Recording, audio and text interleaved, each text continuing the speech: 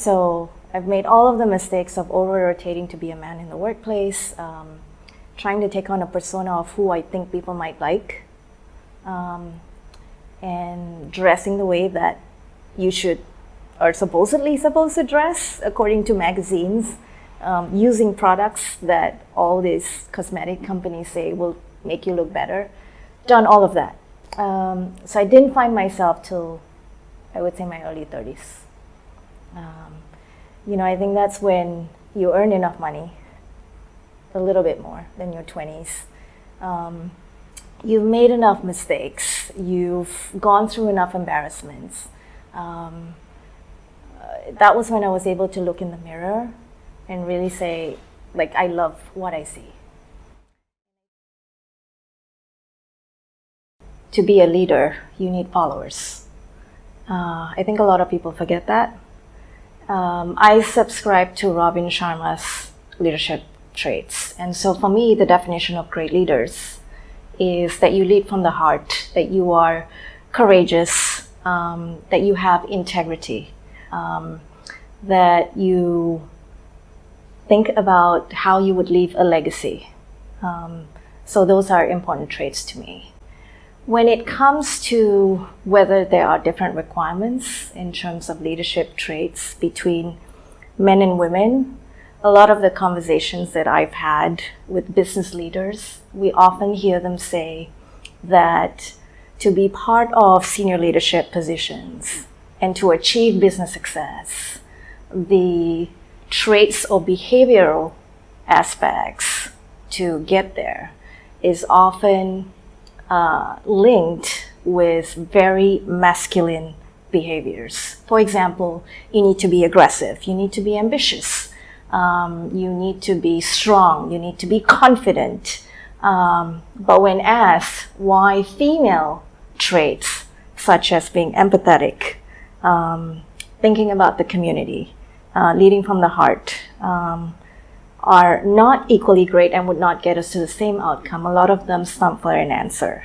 There's no data behind proving if either one of those is better or whether they're equally good, but I would say that they both are, and that's the benefit of bringing diversity into a business.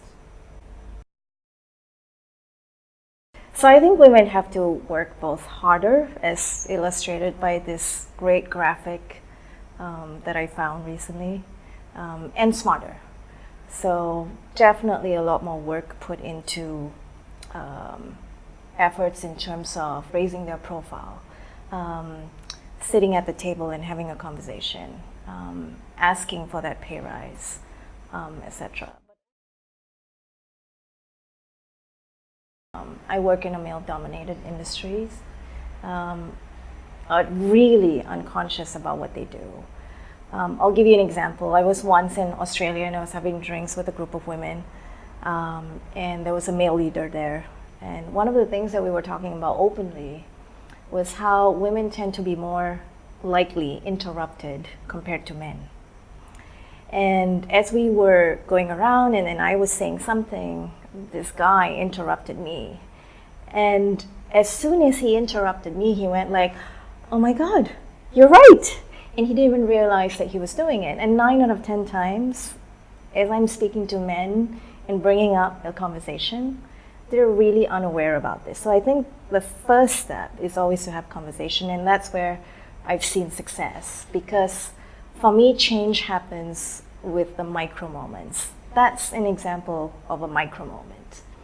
And so that guy's just now going to be a little bit more conscious about interrupting women. I recently heard the story of a very senior female executive that flew over for a global meeting. And she's sitting in a boardroom full of men. And one of them looks at her and says, "How is it that you are here? Who's taking care of your kids at home?"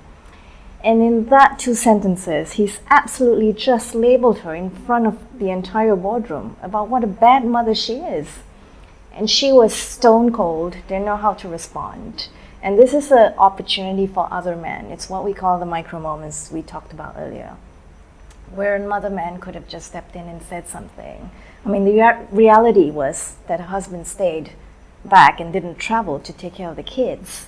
But that doesn't come across to this guy. And again, the guy is not wrong. This is unconscious bias.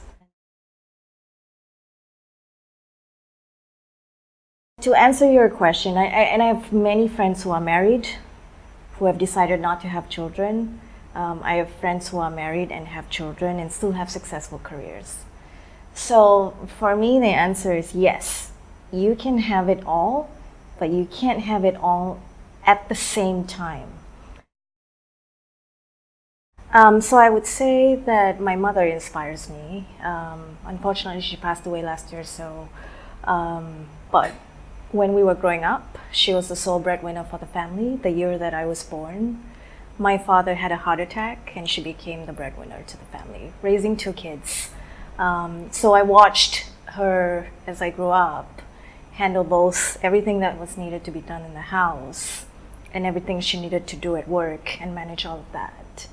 At the same time, I also watched my own father take on more responsibilities at home, taking care of the kids, learning how to cook and do household chores. So I benefited greatly from that and was inspired by both of them, but more so from my mother. I would also say from the work that I do with LeanIn Singapore, of which our group of 80 strong volunteers are mainly millennials, I'm inspired by them too. One example of a young woman that I know has the attitude of, let me prove to you what I can do for you before I ask the question of what you can do for me. It's really great that we're seeing more and more women aspiring to do more, become more in the workplace.